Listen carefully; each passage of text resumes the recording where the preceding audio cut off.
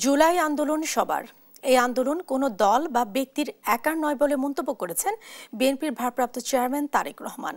বুধবার যুক্তরাষ্ট্রের লন্ডনে ডাক্তার জুবাইদা রহমানের বাবা ও সাবেক নৌবাহিনীর প্রধান রিয়ার অ্যাডমিরাল মাহবুব আলী খানের মৃত্যুবার্ষিকীতে দোয়া মাহফিলে এ কথা বলেন তিনি। লন্ডনের রয়্যাল রিজেন্সিতে আয়োজিত শ্বশুরের এই দোয়া মাহফিলে অংশ নিয়ে স্বৈরাচার মুক্তির আন্দোলনে সারা বিশ্বের প্রবাসী বাংলাদেশিদের প্রশংসা করেন তারেক রহমান। এ সময় দেশের জন্য কাজ করার ও দেশের মানুষের পাশে দাঁড়ানোর এবং আগামী দিনে যে গণতান্ত্রিক সরকার আসবে সেই সরকারকেও সহযোগিতা করার আহ্বান জানান তিনি।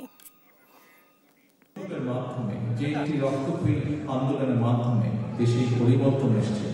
আমরা রাজনৈতিক দলের পক্ষ থেকে বিভিন্ন সময় এই আন্দোলনকে সফল করার জন্য দেশের প্রতিটি শ্রেণীর পেশা মানুষকে ধন্যবাদ জানাচ্ছি। কারণ একজন রাজনৈতিক কর্মী হিসেবে আমি বিশ্বাস করি যে গত বছর 5ই আগস্ট যে বিজয় আমরা অর্জন করেছি, এই বিজয়টি কোনো একক কোনো সংগঠন বা কোনো দলের দ্বারা সমাজের সর্বস্তরের মানুষ, প্রত্যেকটি শ্রেণী পেশার মানুষ রাজপথে নেমে এসেছিলেন বলেই এই আন্দোলনটি সফল হয়েছে।